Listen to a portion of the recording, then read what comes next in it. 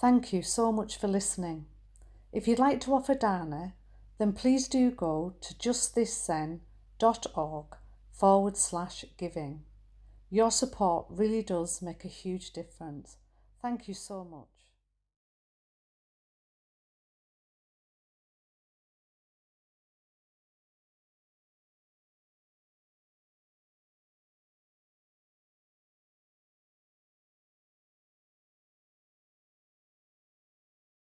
Welcome everybody. It's wonderful to see you, and a particular welcome to Andy and Liz this evening.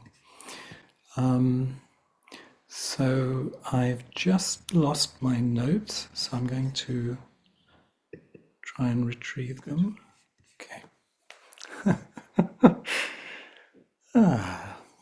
So since the retreat at Sheldon, I've been reflecting on the community we create together when we meet in person, and more widely our online community, and in particular the relationship between silence and sound.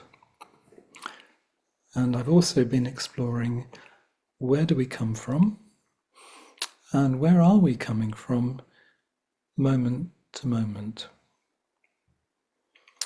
When I was preparing this talk, I trusted a felt sense that I wanted to share this story with you, but I wasn't clear where it fitted into anything I wanted to explore. So I'm going to share it with you, and hopefully it will make sense in the total area of the talk. So in 1986, nearly 40 years ago, Trudy and I and a group of school students went to see a play called Ridley Walker at the Royal Exchange Theatre in Manchester. It was an adaptation of a novel by Russell Hoban. So roughly 2,000 years after a nuclear war has devastated civilization, Ridley, the young narrator, tries to understand and make sense of the ancient world, our current world, from fragments of evidence that can be found and the deeply mystical practices that have sprung up since the apocalypse. One wonderful question he often asks is, what is the reveal of it? And Trudy and I still ask this question 40 years later. What is the reveal of it? The novel's characters live a harsh life in a small area, which is presently the English county of Kent, close to a city which they believe once existed, which we know as Canterbury, and they know as Cambry. They refer to the world outside of Kent as inland, formerly England. One of the most notable features of the book is its unique dialect, an imagined future version of the English language. This language blends puns, phonetic spelling, and colloquialisms, and is influenced by the dialects of East Kent.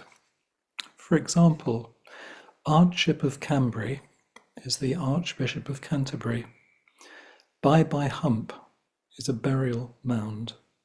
Little Shining Man the Atom is the atom bomb. And Vact Our Weight is evacuated. Trudy and I still hold images of this wonderful production 40 years later.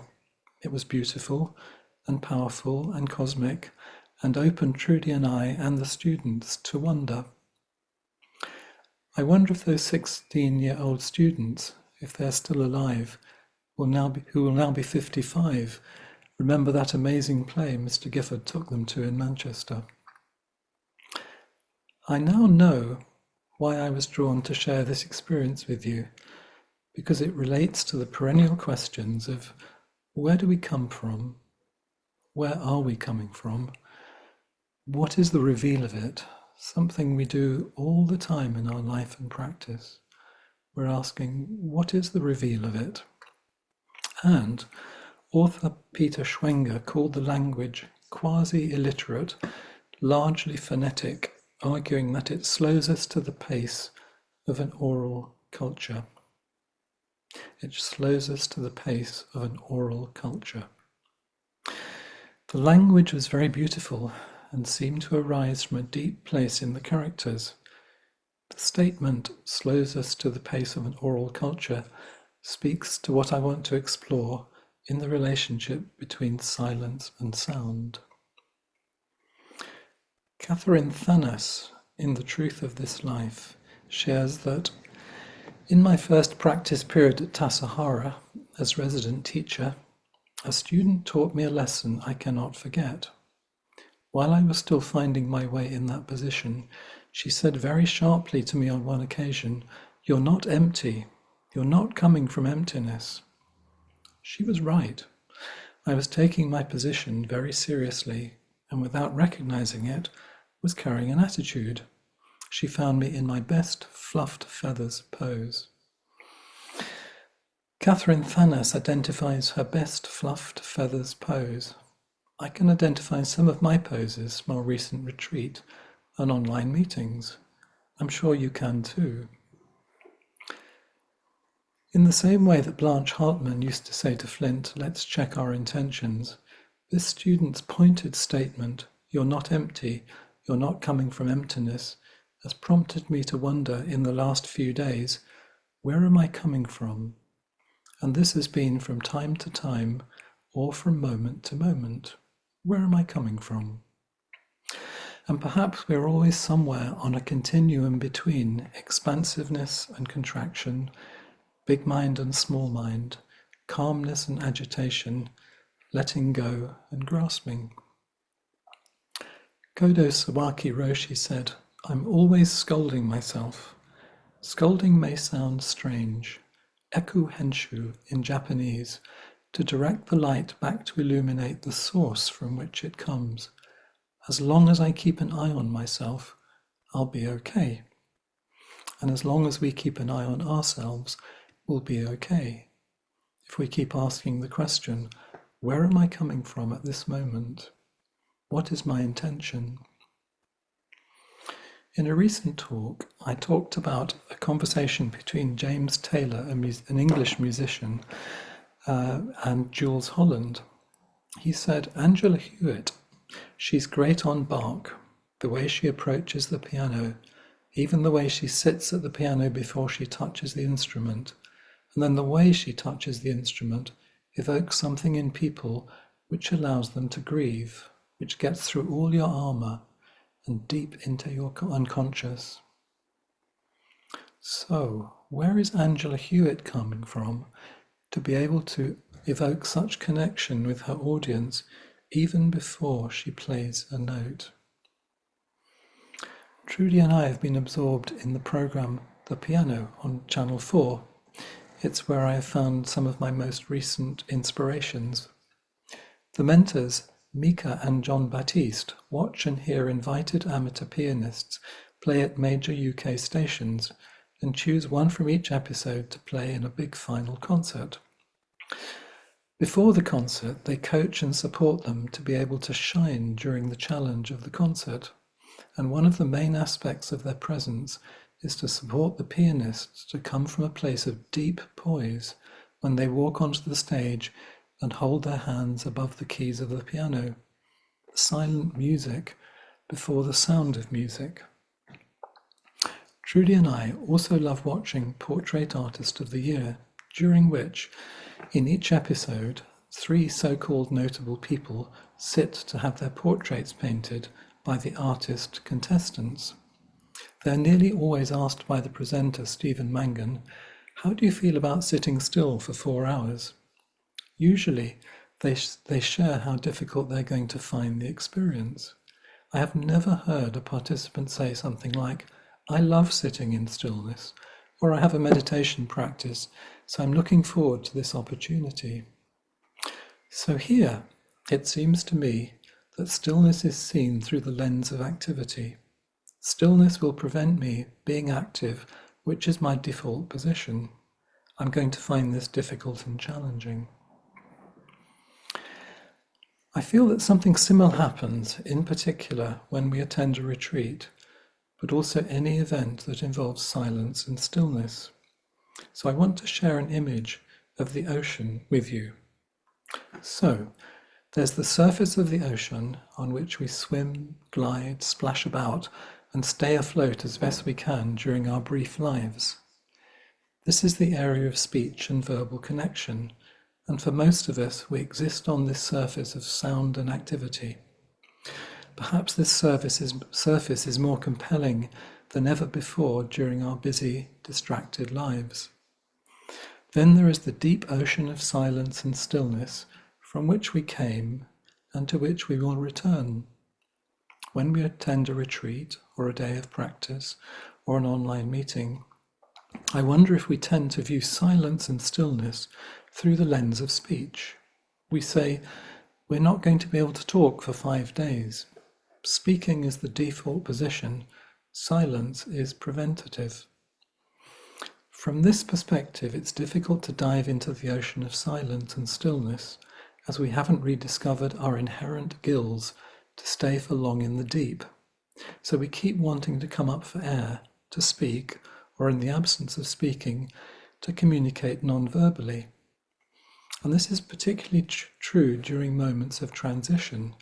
It's very easy to remain silent in the zendo, but once we move into an activity, we go to the kitchen, we see people, we actually move to the default position of speaking. So this is very difficult in our very relational Sangha that emerged from Hakomi, a deeply relational practice which, although body-centered, involved connecting through speech.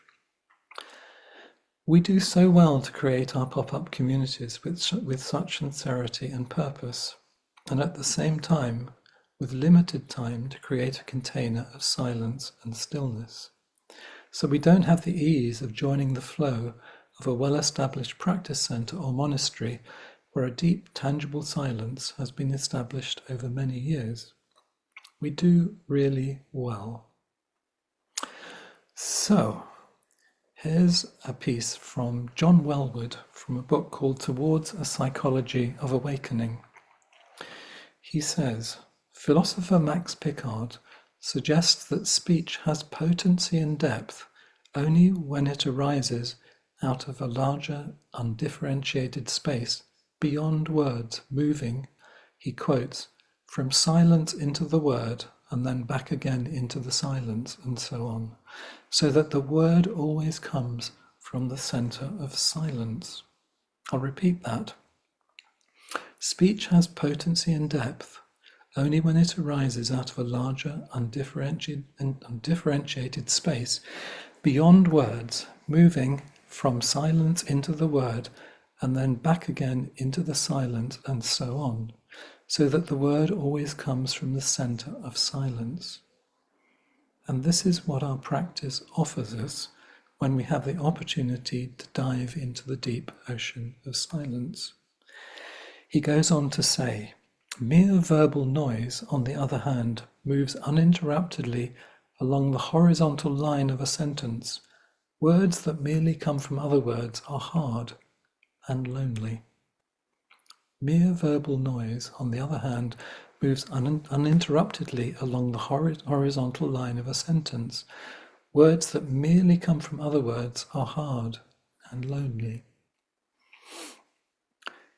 In Burnt Norton, T.S. Eliot wrote, words after speech reach into the silence. Only by the form, the pattern, can words or music reach the stillness, as a Chinese jar moves perpetually in its stillness. Perhaps one of the challenges of our life and practice is to reverse experiencing the deep ocean from the surface of our life to seeing the surface of our life from our home in the deep ocean, to seeing the silence and stillness of the deep ocean as a place to live and emerge from to the surface and back again, let's support each other to do that. And I'm going to finish with a poem by Mary Oliver, which one of our Sangha members very generously offered us at the end of the retreat. It's called Today. Today I'm flying low, and I'm not saying a word. I'm letting all the voodoos of ambition sleep. The world goes on as it must, the bees in the garden rumbling a little, the fish leaping, the gnats getting eaten, and so forth.